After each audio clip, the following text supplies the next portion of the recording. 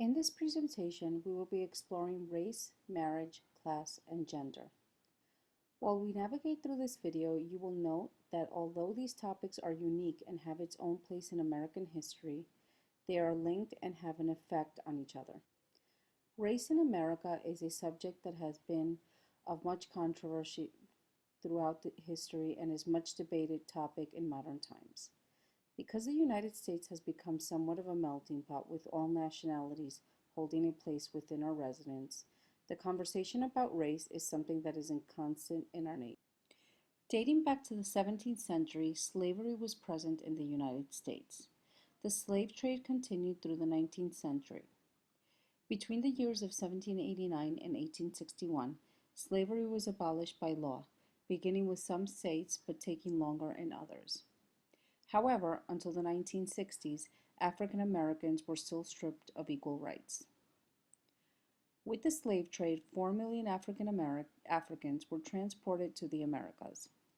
During these times, slaves endured both verbal and physical abuse. Stripped of basic laws to protect their well-being, families were separated, women were sold into marriage, and many died of a result of poor health and corporal punishment administered by their masters. With the psychological abuse also came the word nigger.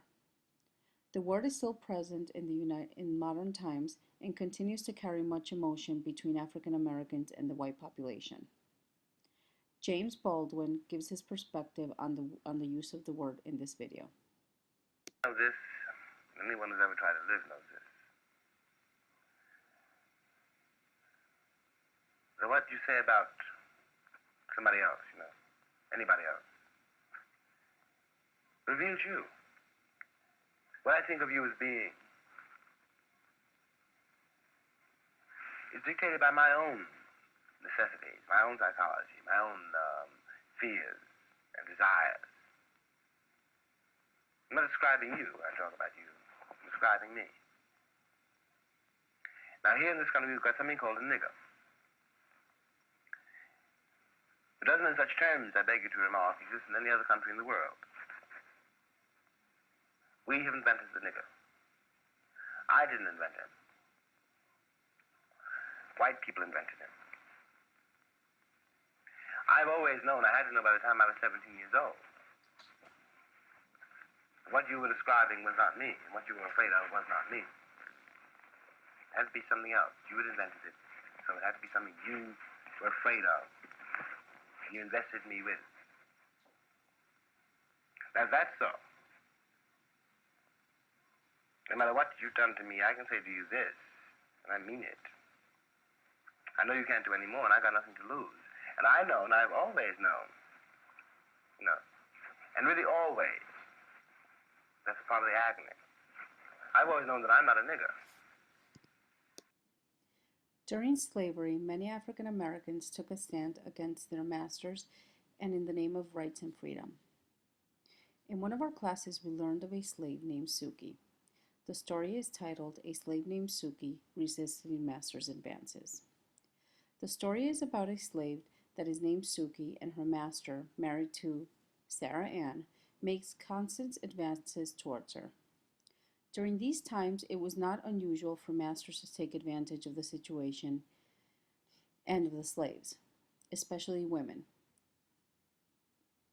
On one particular day, while Suki was making soap in the kitchen, her master became especially aggressive towards her, leaving her with no other alternative than to fight back. In the exchange, Suki's master was severely burnt, but could not say anything because his wife would find out. A few weeks later, he sold Suki back into the slave trade. Instances like these outline individual slaves rebelling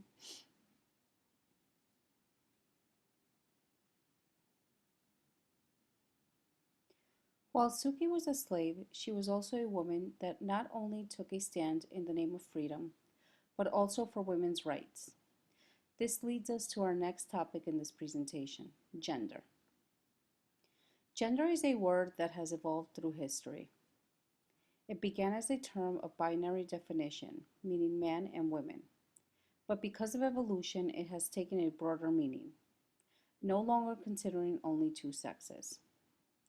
From a sex perspective, the word has graduated to consider gender not only from a female-male perspective, but also from a transgender, heterosexual, homosexual place. Because the term has changed in many ways, it has brought on a lot of controversy in terms of gender equality. In this class, we learned of a photo taken by Donna Gottschalk that pretty much summed up how women and men were feeling in terms of gender rights for homosexuals. The woman holding the poster writes, "I am your worst fear, I am your best fantasy," meaning that while discrimination exists against gays, some of the same people that are against them take pleasure in knowing they exist. A contradictory stance that is confusing and limiting to gender equality. Another gender equality topic we discussed was the movement titled Dykes on Bikes. This group of lesbians came out of San Francisco and have expanded throughout America for gay rights. They state, gays can pay taxes, gays can vote, gays can be soldiers, and gays can marry. Marriage being the latest battle with gender equality.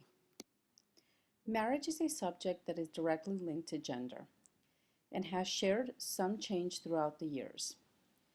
Because this is something that began in America by only recognizing a union between a man and a woman, it has been another subject that sex and gender equality has taken on in the last decades.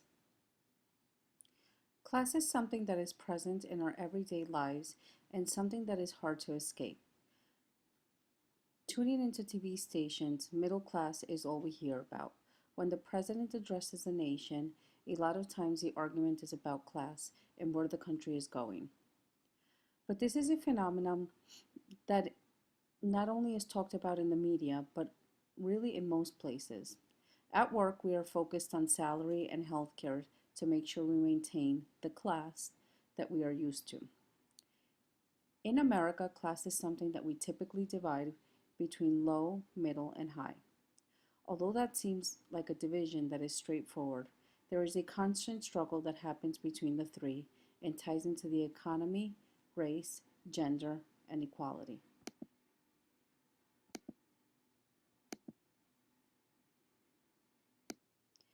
As discussed in Lott's essay, American exceptionalism does exist in the United States to a degree.